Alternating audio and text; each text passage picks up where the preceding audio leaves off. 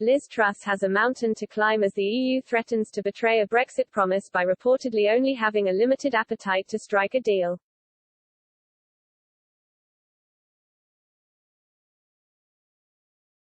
The Foreign Secretary took over the reins as the UK's Brexit negotiator following Lord David Frost's resignation on the weekend.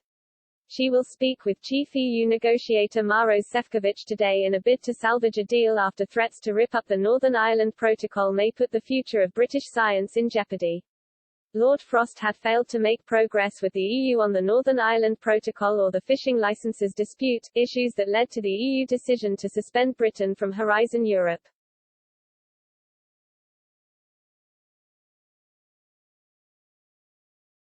Horizon Europe is the bloc's key research and innovation project which involves an £80 billion pool of funding that countries, even non-EU members, can access.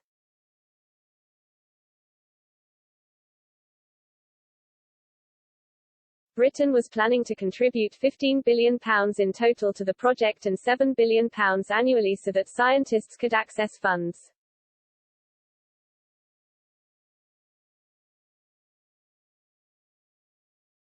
But after the Brexit back and forth, the UK was told it could not join until the issues were resolved.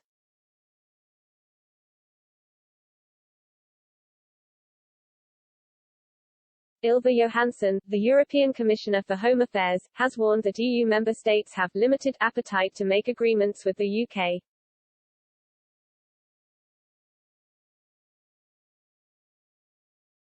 Ms. Johansson said, "We have quite some concerns with the implementation of the TCA, Trade and Cooperation Agreement, and the Protocol on Northern Ireland right now, so I should guess that the appetite from member states to go into negotiations for a new agreement is limited."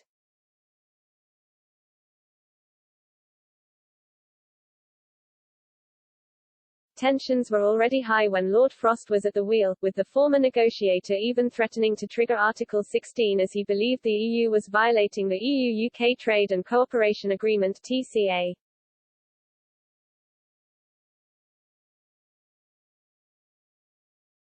In fact, triggering the clause would permanently exclude Britain from the project.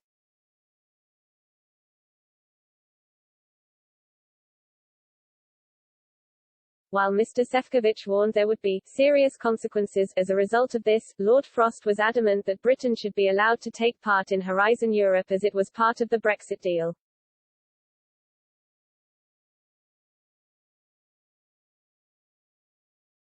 He told the House of Lords last month, "We agreed we would participate in this in the TCA and we agreed to pay a contribution of £15 billion over 7 years.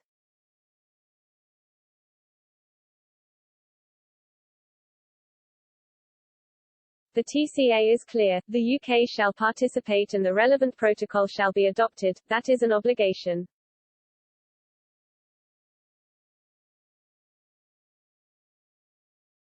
If it became clear that the EU will not deliver that obligation, and it has not done so far, we will regard them as in breach of Article 710 of the TCA.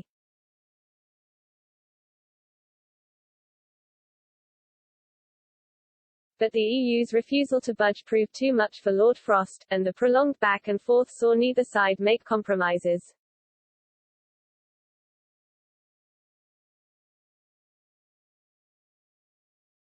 Ms. Truss has said she wants to strike up a comprehensive solution to the Northern Ireland Protocol, the agreement which requires post-Brexit checks on goods arriving in Northern Ireland from Great Britain.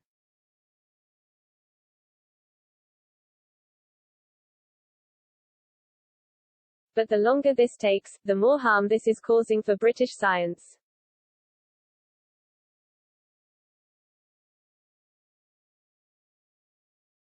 Earlier this month, scores of health companies signed the European Health Stakeholder Group's letter to EU demanding that the UK be allowed to rejoin Horizon Europe as soon as possible.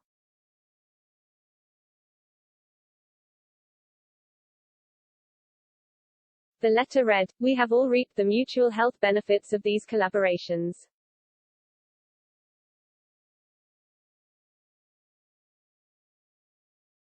Together, we have significantly advanced health care across Europe, saving and improving citizens' lives.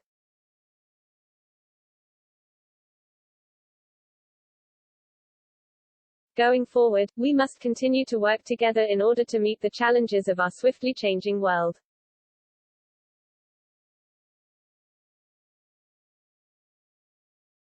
We stand with our colleagues in the EU's research and innovation community in urging the European Commission to formalise the UK's association to Horizon Europe without further delay.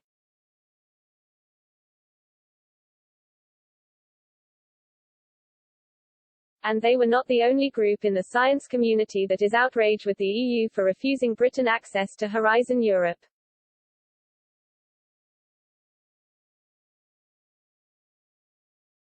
In November, 25 groups representing Europe's academic and research sector wrote to the European Commission President Ursula von der Leyen in a furious letter.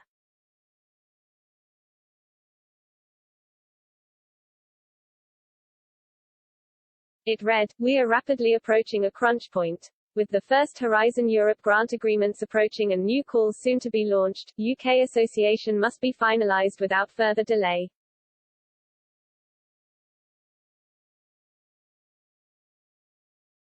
Brexit talks have now been brought forward following Lord Frost's resignation, which were not scheduled to happen until after Christmas.